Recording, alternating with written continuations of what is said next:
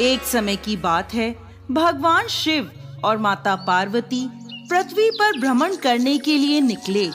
शिव जी ने पार्वती जी से पूछा कि आप 12 महीने के रास्ते से चलोगी या 6 महीने के रास्ते से?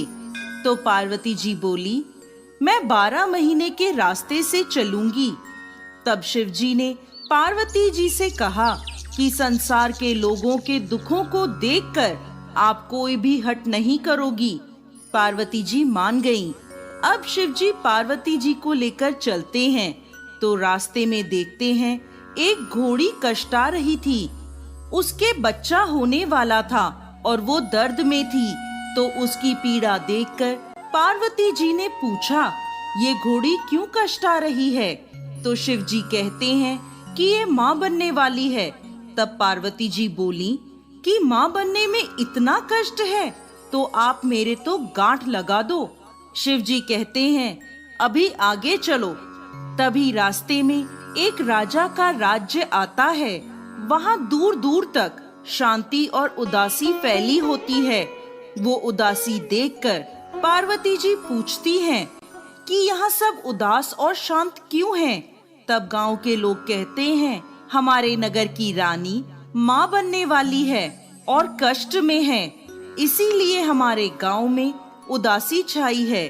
तब पार्वती जी फिर शिव जी से कहती हैं कि माँ बनने में इतना कष्ट है तो आप मेरे गांठ लगा दो। वो शिव जी के पीछे पड़ जाती हैं, पर शिव जी उन्हें ये कहकर आगे बढ़ जाते हैं कि यदि एक बार गांठ लग गई तो दोबारा नहीं खुल सकती। अब जब वो आगे बढ़ते हैं तो देखते हैं कि रास्ते में एक गाय कष्टा रही थी। उसकी पीड़ा देखकर पार्वती जी फिर बोली, माँ बनने में इतना कष्ट है तो आप मेरे तो गांठ ही लगा दो। पार्वती जी हट करने लगी तो शिव जी ने पार्वती जी के गांठ लगा दी। अब वो दोनों आगे बढ़े तो एक गांव में पहुंचते हैं। उस दिन गणगौर का व्रत था। बगीचे में गांव की औरतें गणगौर का पूजन कर रही होती हैं।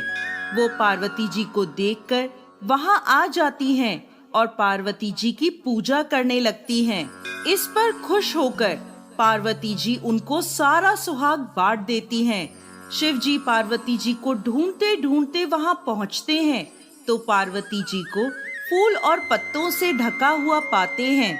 शिव जी जब पार्वती जी को वहां से निकाल रहे होते हैं, इतने में कुछ ही देर में वहां ब्राह्मण बनियों की औरतें आती हैं जो पकवान बनाकर 16 श्रृंगार करने के बाद पूजा करने आती हैं, जिसके कारण उन्हें पूजा करने में दोपहर हो जाती है।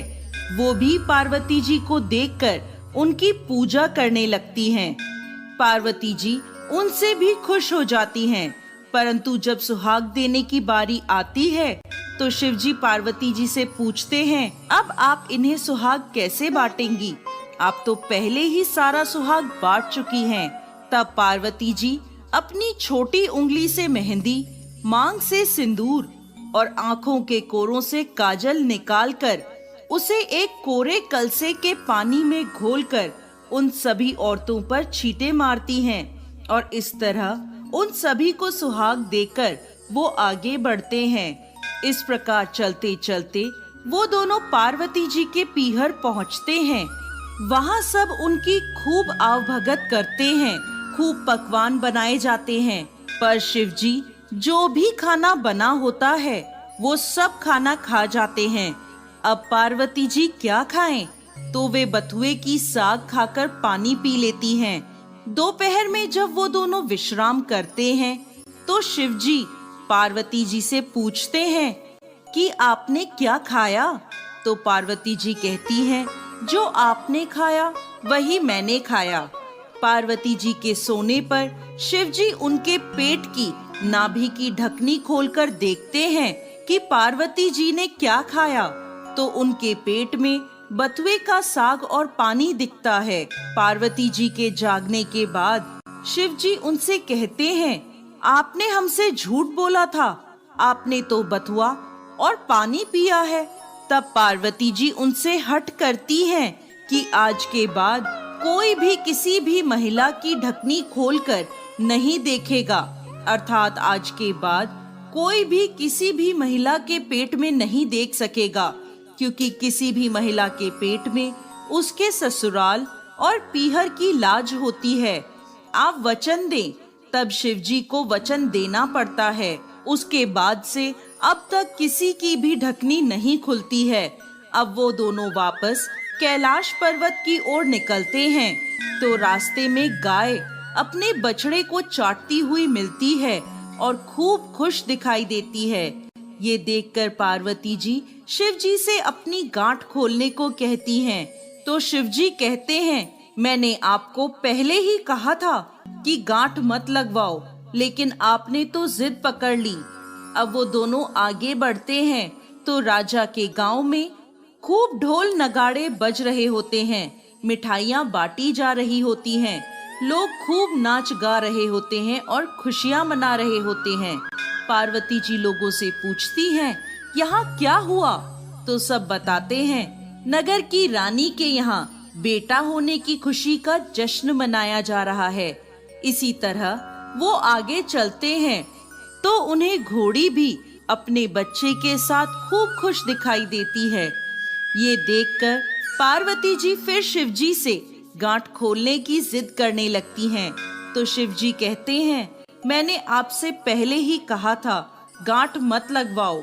यहाँ मृत्यु लोक में हर चीज आपको लुभाएगी, परंतु आप नहीं मानी, आपने जिद पकड़ ली। पार्वती जी के फिर हट करने पर शिवजी पार्वती जी की गांठ खोल देते हैं और वो दोनों कैलाश पर्वत पहुंच जाते हैं। हे भगवान शंकर, जैसे पहले माता पार्वती के गांठ लगाई, किसी पर भी गांठ मत लगाना, और जैसे बाद में पार्वती जी की गांठ खुली, वैसे इस कहानी को कहते, सुनते और हुंकार भरते सभी को अमर सुहाग दे। जी हाँ दोस्तों, गणगौर का त्योहार होली के बाद दुल्हंडी से शुरू हो जाता है और 16 दिन तक घर की कुंवारी कन्याएं एवं विवाहित महिलाएं ईसर के रूप में शिवजी की और गणगौर के रूप में पार्वती जी की पूजा करती हैं। कुंवारी कन्याएं मनपसंद वर पाने के लिए और विवाहित स्त्रियां अखंड सौभाग्य, अपने पीहर की और ससुराल की समृद्धि की कामना के लिए यह पूजा करती हैं तथा गणगौर से हर वर्ष फिर से आने का आग्रह करती हैं। दोस्तों, पौराणिक मान्यताओं के अनुसार गौरा जी होली के दूसरे दिन अपने पीहर आती हैं तथा 8 दिन बाद ईसर जी उन्हें लेने के लिए आते हैं। इस पर्व में गौरा जी और ईसर जी को बड़ी बहन और जीजाजी के रूप में गीतों के माध्यम से पूजा जाता है।